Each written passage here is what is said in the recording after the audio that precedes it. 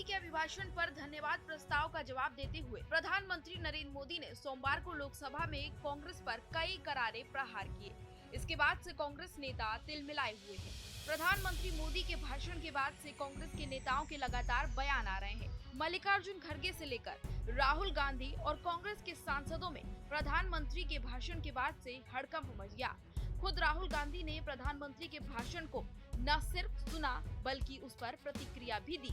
राहुल ने social media site x पर लिखा, प्रधानमंत्री अक्सर कहते हैं कि देश में केवल दो जातियां हैं, अमीर और गरीब, लेकिन संसद में उन्होंने स्वयं को सबसे बड़ा ओबीसी बताया। कहा कि किसी को छोटा और किसी को बड़ा समझने की इस मानसिकता को बदलना जरूरी है। ओबीसी हो, दलित हो या आदिवासी, बिना गिनती के उन्हें अधिकार और सामाजिक न्याय दिलाया जा सकता है। प्रधानमंत्री मोदी लगातार इधर उधर की बातें करते हैं, आखिर वह जाति आधारित गणना से क्यों डरते हैं? वहीं कांग्रेस अध्यक्ष मल्लिकार्जुन खड़गे ने एक्स पर लिखा, पीएम को कांग्रेस पार्टी का नाम लिए बिना नींद नहीं आती। उन्होंने परिवारवाद के बारे में बात की। हमारे नेताओं ने देश के लिए अपनी जान दी है। मैं पीएम मोदी से पूछना चाहता हूं कि उनकी पार्टी के कितने लोगों ने देश की आजादी, एकता और अखंडता के लिए अपनी जान दी है। इधर कांग्रेस सांसद गौरव गोगोई ने पीएम मोदी को अहंकारी बता दिया। उन्होंने क्या कहा, आप खुद सुनिए। देखिए, प्रधानमंत्री की सारे बातों में ऐसा लगा कि कांग्रेस दल के जो सभापति आदरणीय खड़गे जी ने राज्यसभा में यूपीए के जो विभिन्न कामों की जो विवरण दी, उसी के उत्तर में आज पूरी प्रधानमंत्री जी ने अपनी भाषण वहीं पे उत्तर देते हुए अपना समय खत्म किया। फर्क बस इतना ही था कि खड़गे जी ने अपने पद की गरिमा और सदन की गरिमा बचाई रखी और प्रधानमंत्री जी ने अपने वक्तव्य में जो कटुता और जो अहंकार व्यक्त किया, इससे मुझे राहुल गांधी जी की सदन में कही हुई एक बात याद आती है कि रावण को उसके अहंकार ने ही हराया, और यही बात आज सदन में दिखाई दी। आप सुनिए पीएम मोदी ने सदन में ओबीसी पर क्या बोला था।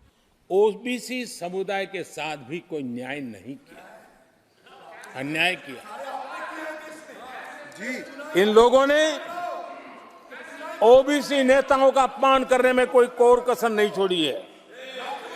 कुछ दिन पहले जब कर्पूरी ठाकुर जी को भारत रत्न दिया, हमने वो सम्मान किया। लेकिन याद करिए, उस कर्पूरी ठाकुर अति पिछड़े समाज से ओबीसी समाज के उस महापुरुष के साथ क्या व्यवहार हुआ था, किस प्रकार से उनके साथ जुल्म किया। 1970 में बिहार के मुख्यमंत्री बने तो उनको पद से हटाने के लिए कैसे कैसे खेल खेले गए थे।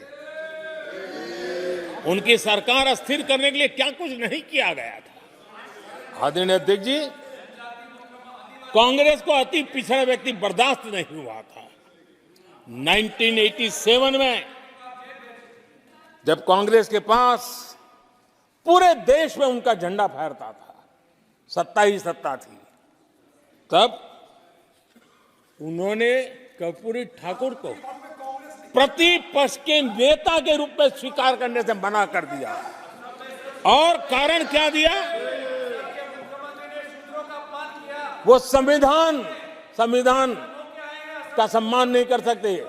जिस कर्पूरी ठाकुर ने पूरा जीवन लोकतंत्र के सिद्धांतों के लिए, संविधान की मर्यादाओं के लिए खपा दिया, उनका अपमान करने का काम कांग्रेस पार्टी ने किया था। Bureau report, Bharat express.